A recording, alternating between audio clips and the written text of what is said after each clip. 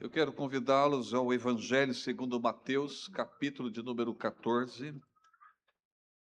E agora, nesse instante, nós pedimos à igreja toda a atenção possível, porque a palavra de Deus será lida.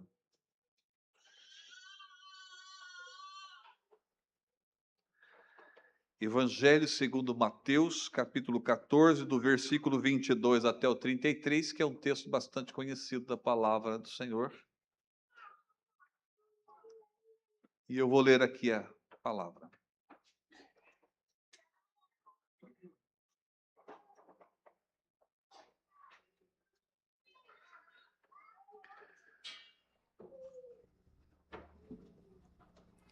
Logo a seguir, compeliu Jesus os discípulos a embarcar e a passar adiante dele para o outro lado, enquanto ele despedia as multidões.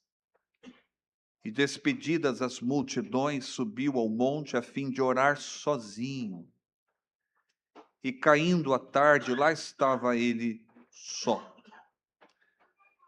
Entretanto, o barco já estava longe, a muitos estádios da terra, açoitado pelas ondas, porque o vento era contrário.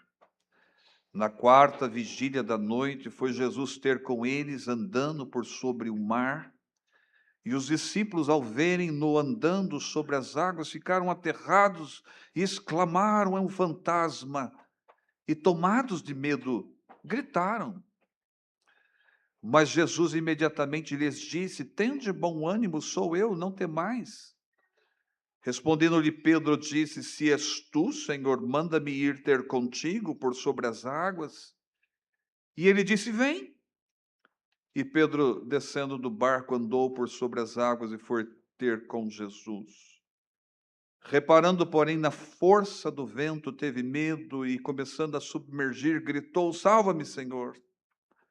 E prontamente Jesus, estendendo a mão, tomou-o e lhe disse: homem de pequena fé, por que duvidaste? Subindo ambos para o barco, cessou o vento. E os que estavam no barco adoraram, dizendo: verdadeiramente és filho de Deus. Mas eu friso aqui, meus irmãos, no versículo 30, reparando, porém, na força do vento, teve medo e começou a submergir. Meus irmãos, eu li recentemente um texto em que o autor usou uma expressão que eu achei muito interessante. Nos seus dias, ele já dizia que ele vivia a era das distrações.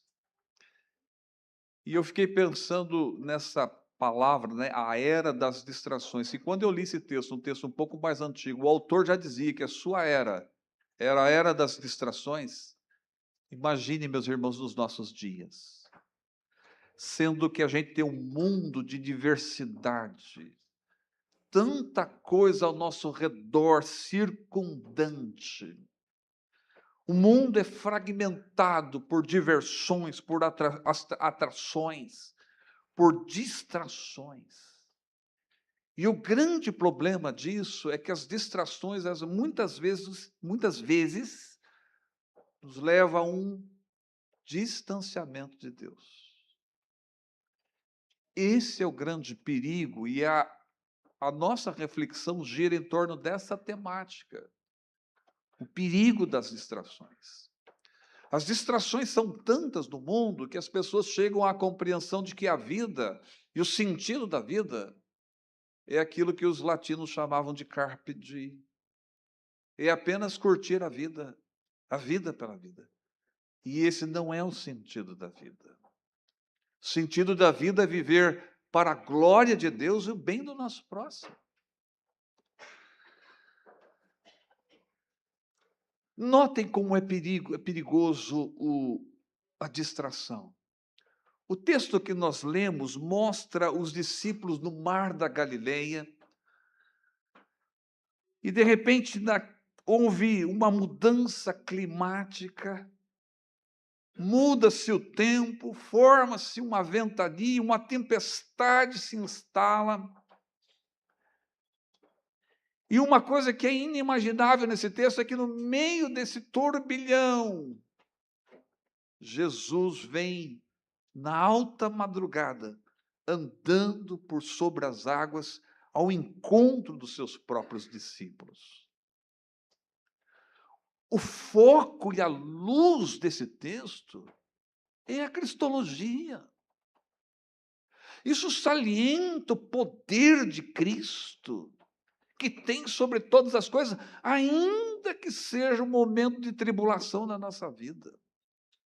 O holofote está ligado a Jesus, ainda que ele tenha aparecido na penumbra da noite, no meio tempestivo, como aquele em que os discípulos estavam vivendo. O atributo que se salienta é a soberania de Cristo, que está acima de todas as coisas, e até das leis as quais ele mesmo criara. Agora, nessa situação bastante atípica, meus queridos irmãos, eu acredito que tanto você quanto eu teríamos uma certa reação. O que você faria se estivesse no lugar de um dos discípulos? Porque a quarta vigília da noite pode ser das 3 da manhã até as 6 da manhã, em algum desses momentos. E o vento açoitando, as ondas açoitando o barco, e de repente vê Jesus, qual é a sua reação? Via de regra, uma reação de quando a gente está com medo é correr. Mas eles estão no barco. Eu não sei o que você faria, eu vou dizer qual seria a minha reação. A minha reação era não ter nenhuma reação. A inércia. Porque o medo provoca imobilidade. Você quer correr, não consegue. Você quer falar e não fala. Eu acho que eu ficaria empalidecido. E a alma esbranquiçada de medo. Agora, o que é extremamente atípico é a reação de Pedro. E Pedro sempre é o apóstolo imprevisível mesmo. Quem é que pode imaginar em sã consciência que ele diria: ah, se és tu, Senhor, manda-me ir ter contigo. Quem é que pensa numa façanha dessa? Nessa brilhante ideia, e aí eu estou sendo irônico, né? Porque eu acho que não foi tão brilhante assim. Jesus disse: tá bom, Pedro, então venha. E o texto diz que reparando na força do vento. Meus irmãos, o perigo da distração. Quando a Bíblia diz que os nossos olhos devem ser voltados para Jesus em todo e qualquer momento da nossa vida. E de repente, ele começou a reparar na força do vento. Isso é o perigo da distração. E eu queria mostrar algumas características da distração ou das distrações. A primeira delas é que a distração ela é muito sutil. Quando a gente vê, já passou. Quando a gente se dá conta, já aconteceu, porque a distração ela é muito sutil. A distração pode vir da tecnologia, a distração pode vir de um vício, a distração pode vir dos prazeres da vida, a distração pode vir das trivialidades da vida cotidiana, pode vir de qualquer parte. Mas quando a gente trata de assunto espiritual, da nossa relação com Deus, a distração é um perigo tremendo. Reparando na força do vento, ao tirar os olhos de Jesus, ele começou a submergir. Quantas vezes nós também nos distraímos com relação a essas coisas e começa a se embaralhar as prioridades da nossa vida, a atrapalhar as prioridades que temos diante de Deus e que todos nós devemos ter. Então, uma das coisas é que a distração ela é muito sutil. Uma outra coisa que eu diria da distração, meus irmãos, é que a distração ela é prejudicial. Veja o caso de Pedro. Reparando na força do vento, ele submergiu. E se o Senhor não estica a mão, ele estaria até lá, até hoje. Quer dizer, não estaria porque... Não é? O escritor da carta aos Hebreus diz o seguinte: olhando firmemente para o autor e consumador da nossa fé.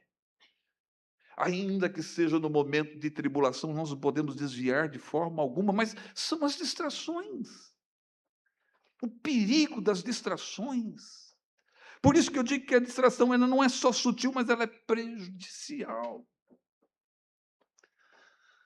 Na mesma semana, meus irmãos, que foi noticiado pela mídia um caso que aconteceu aqui em Rio Claro. Eu vi isso pela mídia.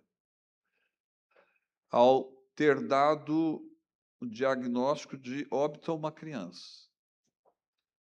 E depois a funerária constatou que a criança estava viva. Aconteceu aqui em Rio Claro. Está na mídia. Então não é fofoca.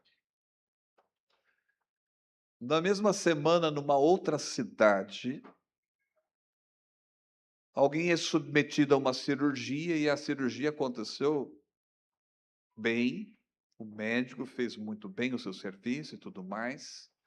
E ele se ausenta, deixando, né, para os cuidados dos seus cooperadores que estão ali, enfermeiros, enfermeiras e tudo mais. E na hora de costurar a pessoa, saiu na mídia também, na mesma semana, esqueceu-se um instrumento cirúrgico dentro da pessoa. Dentro da pessoa. Como não dizer que a distração é um prejuízo? É sim prejudicial. Agora, em se tratando da nossa relação com Deus, olha o perigo que é ter uma vida distraída das ações de Deus na nossa vida. Reparando, porém, na força do vento, começou a submergir. Uma outra coisa que eu diria também a respeito da distração, ela não é apenas sutil e prejudicial, mas ela é contagiante, é envolvente. Você se distrai por quê? Porque aquilo foi envolvente, foi contagiante. E distração, a era da distração, embora eu acho que a nossa era se vê bem nesse estigma de ser a era das distrações, mas as distrações existem desde os tempos antigos. No mundo greco-romano havia também os teatros, os jogos, as festas pagãs. Na Roma antiga, você tinha o anfiteatro, você tinha o espetáculo circense, ou seja, o circo, você tinha a corrida de bigas, você tinha as lutas dos gladiadores, você tinha as suas distrações, porque ela é envolvente e ela é contagiante. E aí a grande questão, uma vez sabendo que a distração é algo extremamente sutil, prejudicial e envolvente, como é que a gente lida com isso em termos espirituais? Esse é o grande desafio da igreja. Isso é o grande desafio nosso, meu, teu, de toda a igreja. E aí eu queria colocar algumas coisas para os irmãos. Primeira delas, meus irmãos, para lidar com o perigo das distrações, é preciso estabelecer práticas espirituais. Não tem outro jeito. Você tem que estabelecer, se for o caso, rotina espiritual. Se você não tiver uma rotina para orar e para ler a santa palavra de Deus, você não faz isso. Porque são as distrações que o mundo tem a nos ofertar. O mundo é fragmentado de distrações, de atrações e tudo mais. E isso nos envolve, é sutil e prejudicial para a nossa vida do ponto de vista espiritual. Quando a gente lê que os judeus oram 3 vezes por dia, quando você assiste ou alguém que teve a experiência de viajar para o Oriente, e principalmente nos países islamizados, e que vê o islâmico orando 5 vezes ao dia, a gente fica até impressionado com isso. Mas não deveria. Porque o apóstolo Paulo, quando escreve aos Tessalonicenses, diz que é para a gente orar incessantemente. E se nós não estabelecermos práticas dos exercícios espirituais, a gente se distrai. A gente não faz o que deveria fazer em termos das práticas espirituais, porque a gente repara na força do vento. John Stott disse o seguinte, num dos seus livros ele escreveu o seguinte: quando a gente quer buscar a orientação de Deus e uma bênção especial para a nossa vida, ele escreveu o seguinte: a gente se abstém até de comer. E aí ele entra no assunto jejum. Por que a gente ora e às vezes jejua? Porque você não quer ser distraído, cair no perigo das distrações.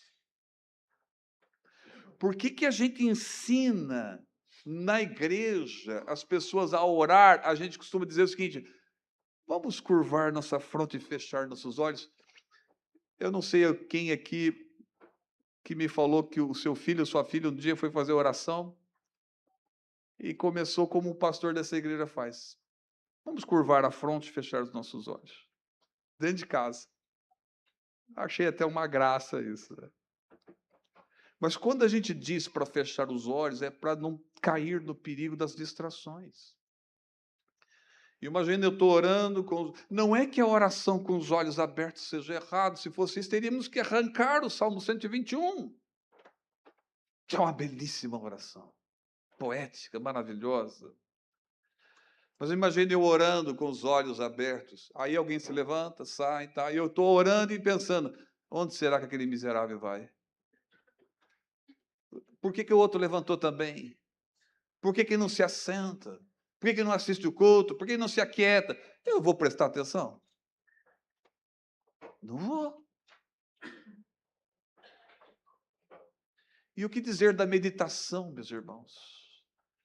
Salmo 19 termina dizendo que as palavras dos meus lábios, o meditar do meu coração, sejam agradáveis na tua presença, Senhor, rocha minha, redentor meu. Isso é meditação. Mas se a gente é distraído com as coisas da vida, como é que a gente faz? Precisa estabelecer práticas espirituais. Para a gente, não só em termos da oração, mas em termos da santa e bendita palavra de Deus. Richard Foster, num dos seus livros, Celebração da Disciplina, ele diz que no século XIV havia um monge inglês, que escreveu que para ele a melhor forma da meditação seria assentar-se com a escritura diante dos seus olhos.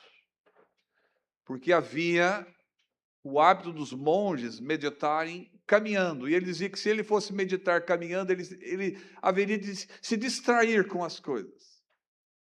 E ele também não fazia de joelhos, porque se ajoelhar, que ele poderia se cansar e logo ele terminaria. Mas ele dizia para que o melhor momento para a reflexão é ele sentar-se e meditar na palavra de Deus, e ele diz que é assim que ele levava o seu coração. Então nós precisamos estabelecer práticas, rotinas das práticas espirituais. O Salmo de número 1 diz: bem-aventurado, feliz é quem não anda no conselho dos ímpios, quem não se assenta na roda dos escarnecedores, mas antes ele tem o prazer aonde? Antes o seu prazer está na lei do Senhor, na sua palavra, naquilo que Deus tem para o nosso coração. Eu fico envergonhado diante da biografia de George Miller, que diz que ele leu a Bíblia centenas de vezes. E muitas delas, ele lia a Bíblia ajoelhado, com os joelhos no chão.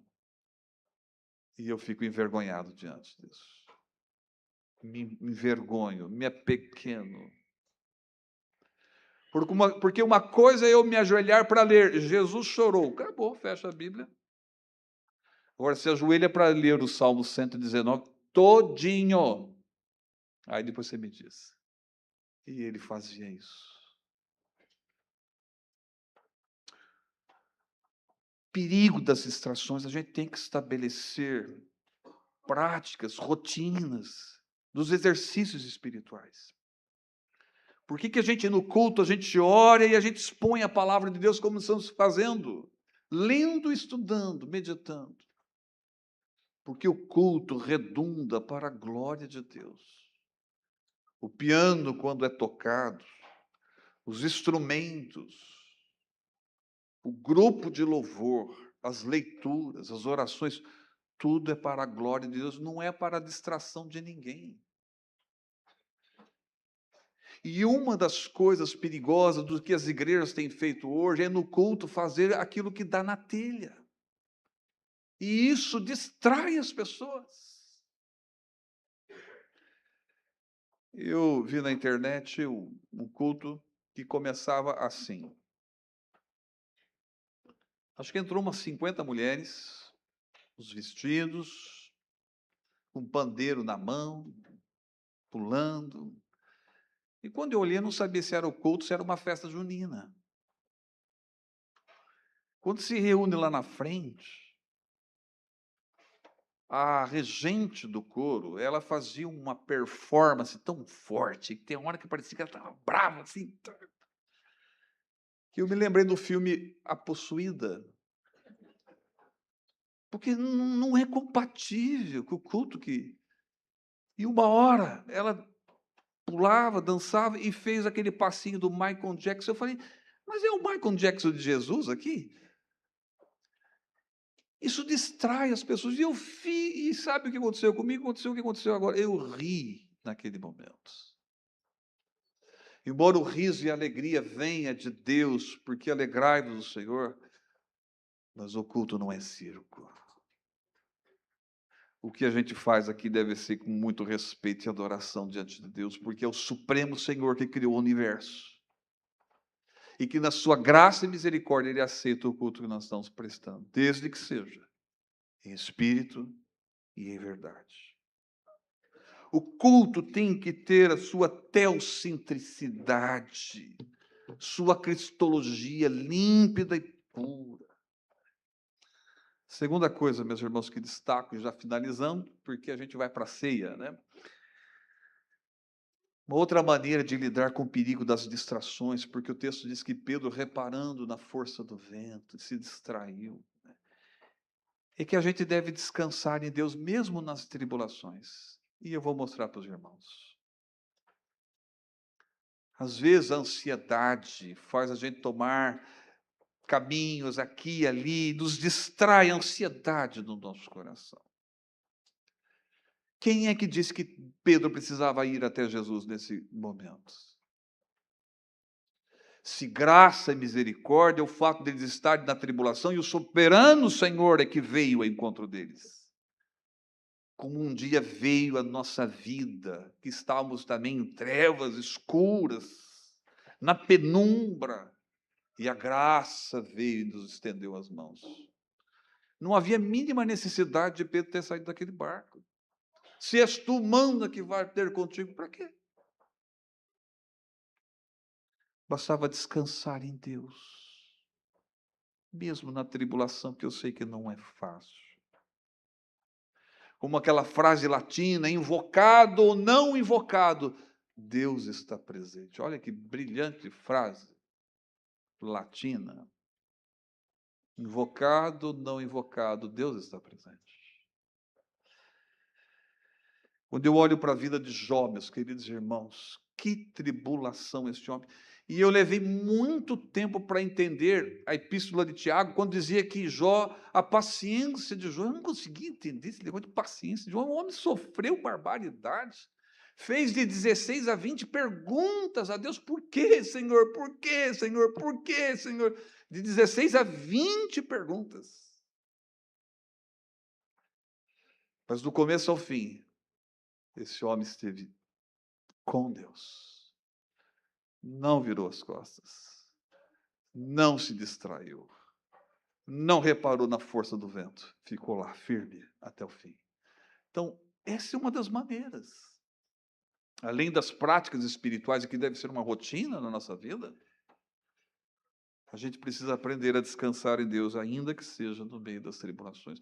Quando a gente vai para o livro de Ruth, e que a gente dá uma ênfase muito grande a Ruth, e é muito curioso, porque no cânon hebraico esse livro leva o nome de uma mulher, né? Mas e Noemi? Uma mulher já com a sua idade, que perde seu marido, que perde seus filhos. Eu não sei contabilizar e nem mensurar a dor do coração desta mulher. Mas é Deus quem cuidou dessa mulher. E ela, do começo ao fim, depositava a sua confiança no Senhor. Quando eu olho para o profeta Elias, e um dos maiores, um dos grandes profetas do Antigo Testamento, que teve uma vitória acachapante sobre os profetas de Baal, aquele momento histórico maravilhoso que Deus se manifestou com fogo, um negócio extraordinário.